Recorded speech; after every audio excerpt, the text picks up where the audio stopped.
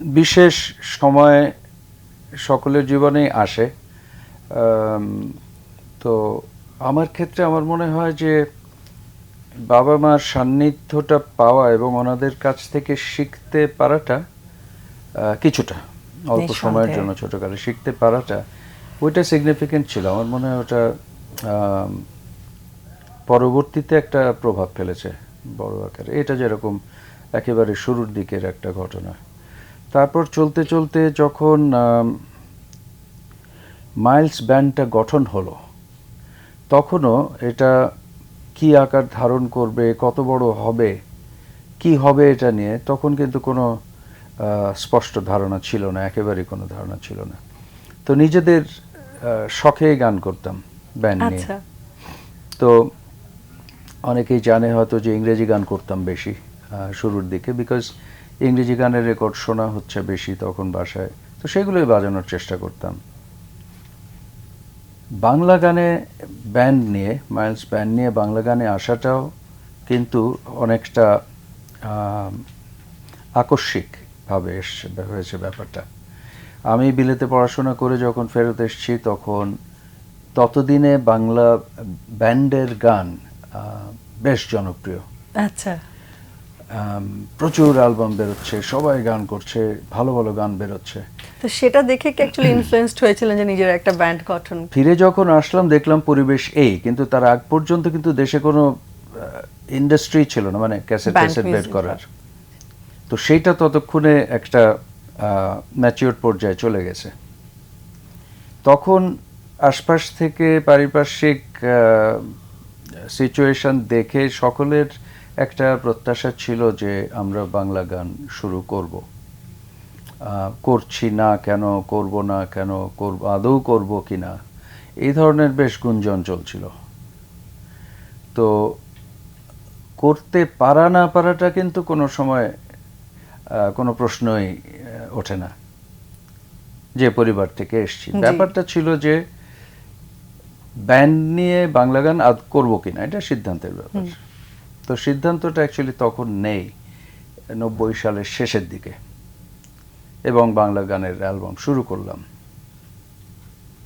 তার মনে হয় এটাও একটা খুব বড় ধরনের একটা মোড় পরিবর্তন বা আমাদের যাত্রার একটা দিক পরিবর্তন হলো। রাইট টাইমে রাইট ডিসিশন নেওয়া, রাইট টাইমে রাইট ডিসিশন হলো, কিন্তু এটা যে এই আকার ধারণ করবে, এত বিরাট কিছু হয়ে যাবে, সেটা ভাবি নাই। কাজ করার সময় সেটা ভাবি নাই, বোঝাও যায়নি। কিন্তু অ্যালবাম যখন বেরোলো, প্রথম অ্যালবামটা প্রতিশ্রুতি, ওটাতে যে গানগুলো ছিল, বেশ কিছু গান যখন বিটিভিতে করলাম, অনলি টিভি চ্যানেল তখন, তো করলাম যখন, তখন আসলে বুঝলাম যে ইম্প্যাক্টটা অনেক বড় ধরনের একটা ইম্প্যাক্ট হলো তখন। তো আস্তে আস্তে সেই থেকে, ওই সময়টা থেকে আসলে দর্শক শ্রোতাদের জন্য কিছু করতে হবে, রেগুলার অ্যালবাম বের করতে হবে, ওই একটা চাপ ফিল করতাম ওই সময় থেকে। আচ্ছা আচ্ছা ভাই, আমি একটু ইন্টারাপ্ট করি যে বিটিভির কথা যেহেতু বললেন, বিটিভিতে আপনারা ওই সময় কিছু ইনস্ট্রুমেন্টাল করতেন, তো ওই সময় অ্যাকচুয়ালি এইটারও প্রচলন, মানে ওই প্রচলনটা ছিল না, তো এই আইডিয়াটা আসলে কোত্থেকে, from wire did it pop? খুব সারপ্রাইজিং ভাবে এই অফারটা এসছে বিটিভির থেকে ওই সময়, 1982 সালে। বিটিভি যোগাযোগ করলো বলার জন্য যে আপনারা 30 মিনিটের একটা ইনস্ট্রুমেন্টাল প্রোগ্রাম করবেন, ইনস্ট্রুমেন্টাল মিউজিকের প্রোগ্রাম করবেন, আপনাদের মতো করে সাজান, 5টা পিস হবে না 6টা ইনস্ট্রুমেন্টাল পিস হবে, সেটা আপনাদের উপরে, কি ভ্যারাইটি করবেন কোনো কিছু বলে দেয়নি। ওটা ভালো, কিন্তু 30 মিনিটের আমাদের ইনস্ট্রুমেন্টাল মিউজিক লাগবে। তো আমরা তখন যে ধরনের মিউজিক শুনি সেটা অনেক বিস্তৃত, বলতে কি ওয়েস্টার্ন মিউজিকের নানা শাখা প্রশাখার মধ্যে বিচরণ হচ্ছে। তো সেখান থেকে আমরা একটু জটিল কিছু জিনিস প্রেজেন্ট করি, কিছু জ্যাজ, কিছু ল্যাটিন মিউজিক, আবার দেশীয় মিউজিকের থেকে একটু ফোক টিউন একটা বানালাম, একটা রাগ ভিত্তিক একটা ইনস্ট্রুমেন্টাল মিউজিক বানালাম, ইত্যাদি। এরকম 5টা না 6টা পিস নিয়ে আমরা প্রোগ্রামটা করলাম। এই দেখি আর এক কাহিনী হয়ে গেল এটা। এটা ভালো হয়েছিল জিনিসটা।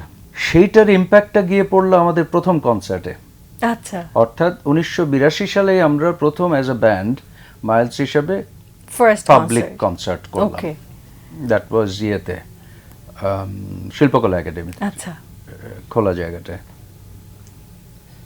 দেখি বিশাল অডিয়েন্স, মানে লাইন করে ঢুকছে, মানে প্রচণ্ড আগ্রহ। কিন্তু বুঝতে একটু সময় লাগলো যে তখনও হোটেলে বাজায়, ইনডোরে বাজায়, ইংলিশ মিউজিক বাজায়, মানে সাধারণ মানুষের সকলের জন্য মিউজিক করার সুযোগ হচ্ছে না, জায়গাও হচ্ছে না। হোটেলে তো অনলি একটা টাইপের অডিয়েন্স। তাহলে এরা জানলো কি আগ্রহটা কোথা থেকে? ওই ইনস্ট্রুমেন্টাল মিউজিকের ওয়াও, সো ওইটারও ইম্প্যাক্ট আসলে ওইটার এত ইম্প্যাক্ট বেশি দেখা ছিল। গেল লাইভ কনসার্টে, অ্যাবসলিউটলি।